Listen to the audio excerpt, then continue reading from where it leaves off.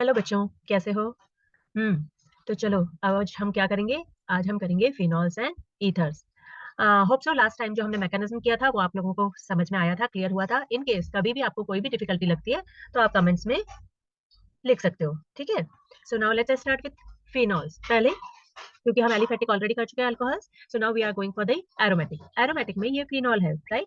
ये तो हम सबको पता है। क्या बेंजीन रिंग के ऊपर जब OH होता है that is known as phenol, और अगर बेंजीन रिंग के साथ OH और CH3 हो तो then it is known as cresol. Cresol में नो डाउट हमें ऑर्थो, मेटा या पैरा वो सिग्निफाई करना पड़ेगा, यानी ऑर्थो क्रीसॉल और मेटा क्रीसॉल और पैरा क्रीसॉल, ठीक है?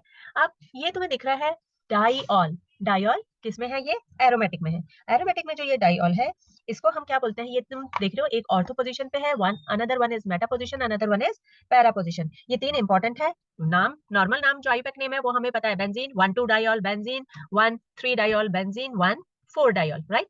लेकिन इसके कॉमन नेम है which is different and we are suppose to keep in mind, that is catechol, resorcinol and last one is quinol. Okay, अब हम आ जाते हैं किसमें? अब हम आ जाते हैं प्रिपरेशन में। प्रिपरेशन में कैसे है हमारी फिनॉल की प्रिपरेशन? ये this one is डाउस process. डाउस process हमने अगर याद हो हैलोजन में किया था, राइट? तो ये हैलोजन जो है न्यूक्लियोफिलिक सब्स्टिट्यूशन रिएक्शन नहीं देता था due to partial double bond character in resonance. तो हम क्या करते हैं, 623 केल्विन में 300 एटमॉस्फेरिक प्रेशर में इसको हीट करते हैं NaOH के साथ, और ये Cl रिप्लेस हो जाता है OH से, और हमारा जो हेलो एल्केन था वो कन्वर्ट हो जाता है किसमें? अल्कोहल में। Next one is oleum. Oleum क्या होता है? ओलियम होता है H2S2O7, that is concentrated H2SO4, ठीक है? अगर एक ओलियम में मैं पानी मिलाऊंगी तो दो मेरे को H2SO4 के मॉलिक्यूल मिल जाएंगे। जब ओलियम से ट्रीट करोगे तो क्या होगा? ओलियम से ट्रीट करने पर first it will get converted into sulphonic acid. Sulphonic acid क्या होता है? SO3H, right? तो ये सल्फोनिक एसिड बनेगा। उसके बाद सेकंड स्टेप में हम क्या करेंगे? सेकंड स्टेप में we will treat it with NaOH and hydrolyze it in the presence of some acid, SO2 उड़ जाएगा and we will get phenol. Third one is from diazonium salt. Diazonium salt क्या था? डाइजोस जो compounds थे वो हमने फिर से हेलोजेंस में पढ़े थे कि जिसके ऊपर नाइट्रोजन नाइट्रोजन डबल बॉन्ड होता है, that is known as diazo compound. और ये हमें कहाँ से मिल रहे थे? याद करो, ये हमें मिल रहे थे किससे? एनिलीन से। एनिलीन में हमने क्या डाला था? एनिलीन में हमने डाला था NaNO2 प्लस HCl, तो हमारा डाइजोनियम सॉल्ट बना था, right? Diazotisation reaction, that is formation of diazonium salt. अब इस डाइजोनियम सॉल्ट को सिंपल पानी डाल के गर्म करना है तुम्हें, तो ये N2Cl will get converted into alcohol, that is phenol, ठीक है? Now this is the last one. This is neither a non-naming reaction nor it is any important name or something like that, but still this reaction, this cumene reaction is very important. What is cumene? Can you see that at the second position phenyl group is present? So what I can say, I can say that CH3, that is 2-phenyl propane, right? 2-phenyl propane. Now what will happen when I will do the oxidation? It will get converted into hydroxyphenol, and then on hydrolysis it will get converted into phenol. So this is not a naming reaction, still this reaction is very important, please keep in mind, ठीक है? क्योंकि इसमें actually हमें एक phenol मिल रहा है and the another product is acetone. तो जो हमें दोनों प्रोडक्ट मिल रहे हैं, दोनों प्रोडक्ट मेरे कोई भी वेस्ट प्रोडक्ट नहीं जा रहा है, कोई बाई प्रोडक्ट वेस्ट नहीं हो रहा है, both are very important products, that's why this preparation is important. अब अब हम आ जाते हैं कुछ, किसकी बात करते हैं? इसकी रेजोनेंस स्ट्रक्चर की। जब हम रेजोनेंस स्ट्रक्चर की बात करते हैं तो हम देखते हैं कि इसके पास क्या है? दो लोन पेयर है। जिस दो लोन पेयर है उनमें से एक लोन पेयर को अगर वो यहाँ पे डोनेट कर दे तो क्या होगा? ये डबल बॉन्ड ब्रेक होगा, डबल बॉन्ड ब्रेक होगा, ये ऊपर शिफ्ट हो गया डबल बॉन्ड, और वो लोन पेयर यहाँ पे आ गया, that is at the ortho position, ठीक है? हमेशा मैंने तुम्हें कहा क्या कि डबल बॉन्ड को जब भी ब्रेक करोगे एक लोन पेयर आगे जाएगा और डबल बॉन्ड दो पीछे जाएगा, ओके?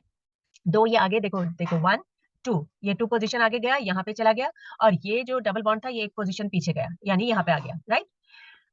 ये हमने इफेक्ट वगैरह जो फंडामेंटल कॉन्सेप्ट है उसमें भी क्लियर दे रखा है, but still we are revising it again. This negative charge will move 2 step forward and then double bond will move 1 step backward. So वो जो नेगेटिव चार्ज था वो नेगेटिव चार्ज कहाँ चला जाएगा? पैरा पोजीशन पे, और उसके बाद after that it will go to that of the oxygen, और यहाँ पे हमारा आ गया। इसमें तुम देख रहे हो कि जो डबल बॉन्ड थे तुम्हारे वो अल्टरनेट कर चुके हैं। अब अगर वो phenoxide in all this structure you can see that oxygen is having the positive charge, तो भैया प्रोटॉन निकाल दूं, प्रोटॉन अगर जाएगा तो ये पॉजिटिव चार्ज लेकर जाएगा, यानी ये क्या बन जाएगा? It will get converted into phenoxide ion.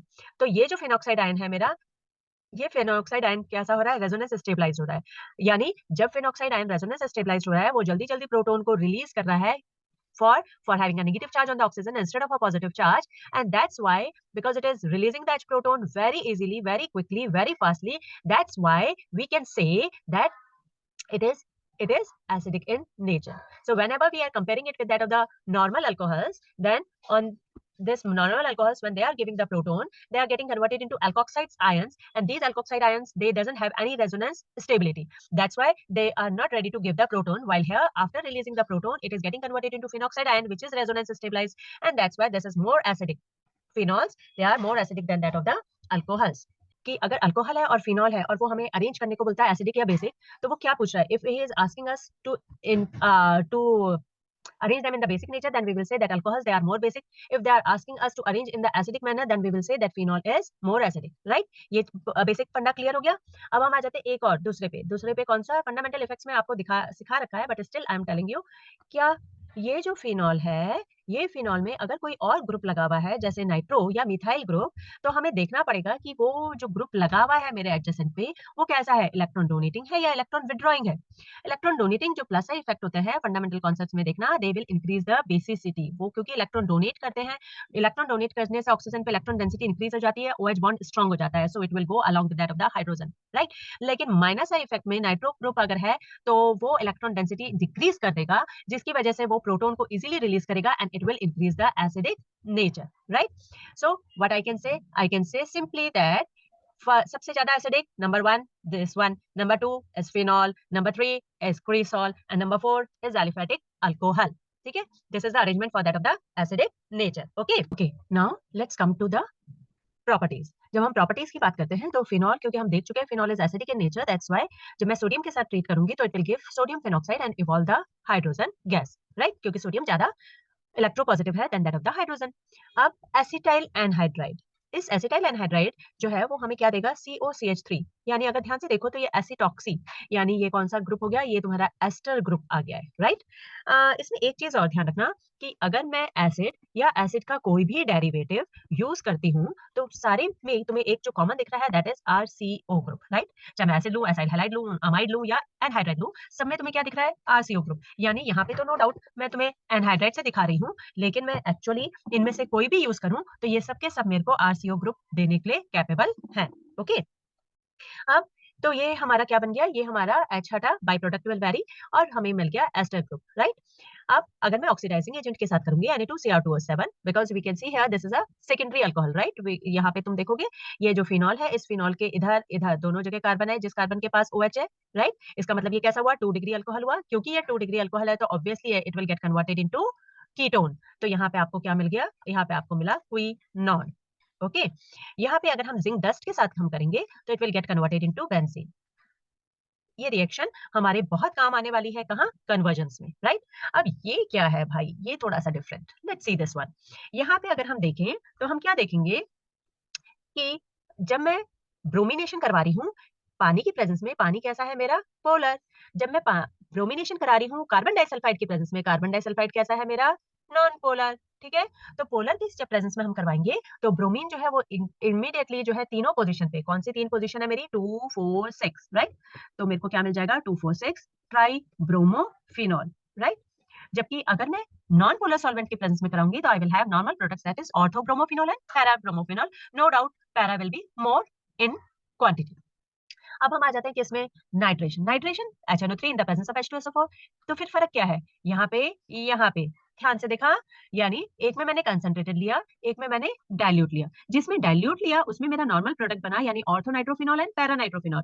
लेकिन जब मैंने कंसंट्रेटेड लिया तो नाइट्रो ने फिर से तीनों जगह पे अटैक कर दिया, and we will have 2 4 6 trinitrophenol. और ये जो ट्राई नाइट्रोफिनॉल है हमारा, इस ट्राई नाइट्रोफिनॉल का नाम, कॉमन नेम है जो हमें याद रखना है, पिक्रिक एसिड, ठीक है। So what is picric acid, 2 4 6 try nitrophenol. अब यहाँ पे एक क्वेश्चन और, क्या बहुत ज्यादा पूछा जाता है हमसे, maximum time they are asking us that ये जो मेरा फिनॉल मिला मेरे को, कौन सा, नाइट्रोफिनॉल, ऑर्थो नाइट्रोफिनॉल है, पैरा नाइट्रोफिनॉल, ये ऑर्थो नाइट्रोफिनॉल और पैरा नाइट्रोफिनॉल को अगर मेरे को अलग करना है, सेपरेट आउट करना है, तो how can I separate them? तो इट्स वेरी इजी। यहाँ पे देखो, यहाँ पे आपके पास इंट्रामोलिक्यूलर हाइड्रोजन बॉन्डिंग है, यहाँ पे हाइड्रोजन बॉन्डिंग हो नहीं सकती, तो obviously it will do the hydrogen bonding with that of the another alcoholic group, right? तो इसकी वजह से मैं इसमें क्या बोलूंगी, मैं इसमें बोलूंगी it is intramolecular hydrogen bond, और इसमें क्या बोलेंगे, इसमें हम बोलेंगे इंटर मॉलिक्यूलर हाइड्रोजन बॉन्ड। ठीक है, अब ये जो अब मैंने कहा दोनों को क्या कहा, उड़ो उड़ो, यानी स्टीम डिस्टिलेशन, राइट? जब मैंने स्टीम डिस्टिलेशन किया तो क्या हुआ, तो ये क्योंकि इंट्रामोलिक्यूलर हाइड्रोजन बॉन्ड था, तो ये बॉन्ड के साथ ही फटाफट फटाफट उड़ गया ऊपर। तो इसका बॉइलिंग पॉइंट क्या हो गया, लो हो गया, ये सबसे पहले स्टीम डिस्टिल्ड हो गया, राइट? ये बाहर भाग गया, क्यों भागा? क्योंकि इसका बॉइलिंग पॉइंट कम था। क्यों था बॉइलिंग पॉइंट कम? क्योंकि इसके सिर्फ मैंने हाथ बांधे थे, पैर नहीं, इसलिए वो बंधे हाथों के साथ टुक टुक टुक टक टक दौड़ गया, right? While here in this case we can see that it is having intermolecular hydrogen bonding. एक का पैर दूसरे के हाथ के साथ बांध दिया तो भैया वो दौड़ नहीं सकता, दौड़ने के लिए पहले उसे हाइड्रोजन बॉन्ड तोड़ना पड़ेगा। जब ये बॉन्ड टूटेगा then only it can run. So boiling point मेरा कैसा हो गया, हाई हो गया, राइट? और क्योंकि बॉइलिंग पॉइंट हाई हो गया तो ऑब्वियसली ये कैसा स्टीम डिस्टिल होगा बाद में। So in this way by steam distillation we can separate the orthonitrophenol and para-nitrophenol. Hope it's clear to you. Now next come to the naming reaction, and my naming reaction is very important, जो बार बार पूछते हैं। दो, कौन सी दो है? एक रिमाटिमन जो अभी कर रहे हैं, and the another one is Kolbe's. तो पहले रिमाटिमन की बात करते हैं। रिमाटिमन में होता क्या है, ये हमारा फिनॉल है।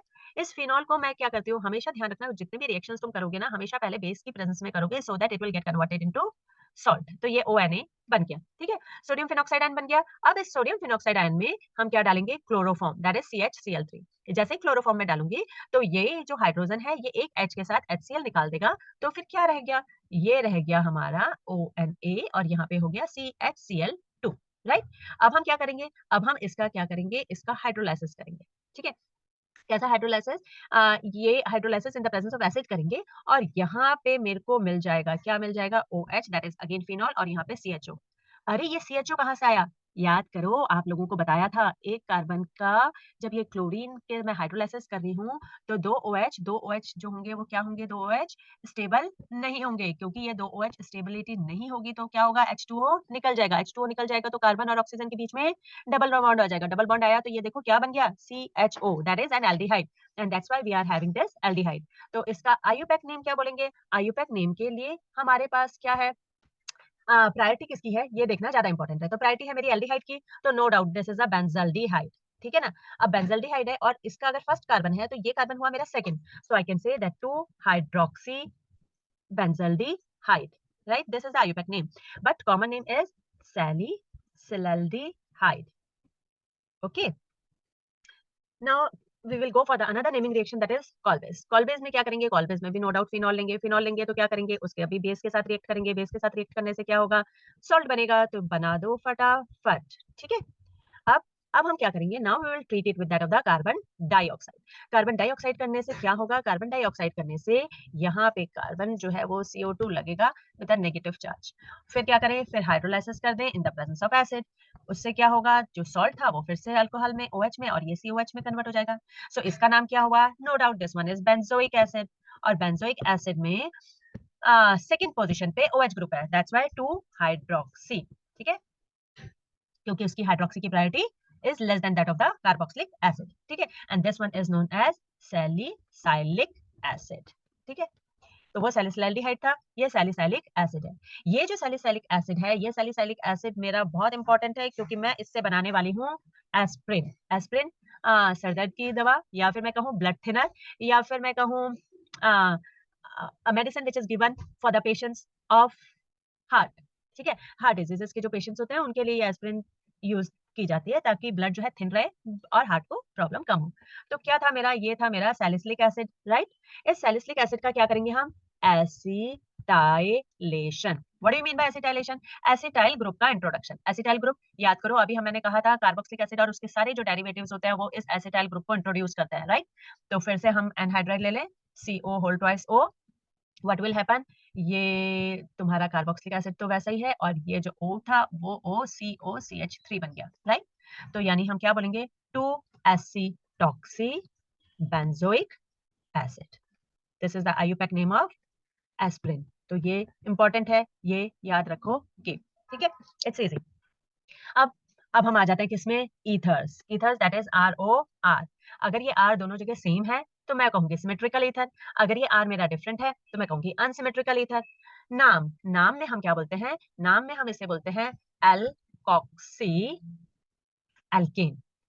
एल्कोक्सी एल्केन मीन्स ये जो भी अगर सेम है तब तो कोई फर्क नहीं पड़ता, लेकिन अदरवाइज जो छोटा वाला है उसके नाम के साथ मैं ऑक्सी लगा दूंगी, ठीक है, और जो बड़ा वाला है उसको एल्केन रहने दूंगी।